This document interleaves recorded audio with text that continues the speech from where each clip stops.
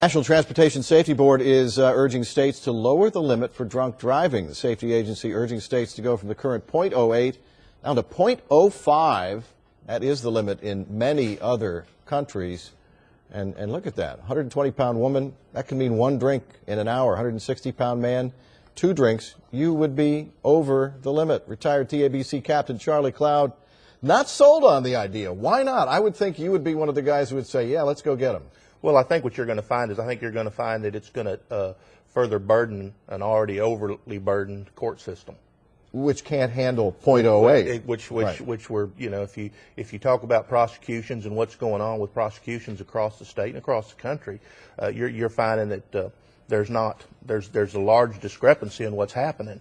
And a good example is last night I went to the Texas District and County Attorney's website, and there's a blog on there where prosecutors across the state are talking about what they offer on a first plea deal for a first offense DWI, and the range of punishment is pretty broad. I mean, what would be the high? What would be the low? You could be at the maximum where somebody's getting 6 months, actually, you know, in jail, depending on, you know, probated, or all the way down to where they're getting, you know, 60 days.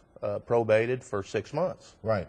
And the minimum fines. The fine can be up to $1,000, and maybe they're paying, you know, $250 fines. So you get anything from $250 fine and behave yourself to 6 months in jail. Absolutely. Yeah. Absolutely. I mean, and some states have already adopted where you have to have the intoximeter control valve on a vehicle for your first offense. Right. Texas doesn't have that. Well, Texas also doesn't have the sobriety checkpoints. I mean, are you a fan of any of those? Oh, absolutely. I'm a fan of sobriety checkpoints. I wish the state would come up with a way to do that legally, like I think 36 of the other states have already done. But this is a political issue in the legislature. It is a very political issue. Yeah. But you know, I think checkpoints are a good thing. I mean, I was traveling through New Mexico a year ago. It was pulling into Roswell, New Mexico late at night, and got stopped in a sobriety checkpoint. And, you know, they checked me out and everything was fine, and I drove on, you know, through New Mexico. It wasn't a major inconvenience. It wasn't. It absolutely was not a major. They're out there doing it during those hours of the wee mornings when there's not a lot of traffic, and that's when a lot of DWIs are out there. Well, if you went down from .08 to .05, would this turn people who consider themselves social drinkers, went out to dinner, we had a glass of wine or two, would that turn those people into criminals? Absolutely. Unjustifiably? It absolutely could. It absolutely could.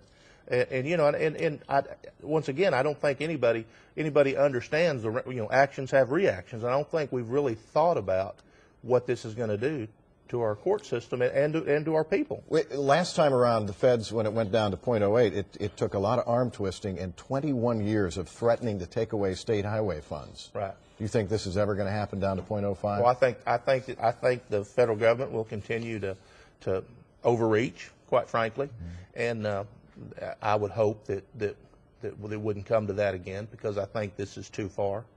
I think this is just going too far. Yeah. Thanks for your thoughts. We appreciate it. Absolutely. Certainly based on a lot of experience. I'd like to hear your thoughts as well. You can go to our Facebook page and share your thoughts on this proposal.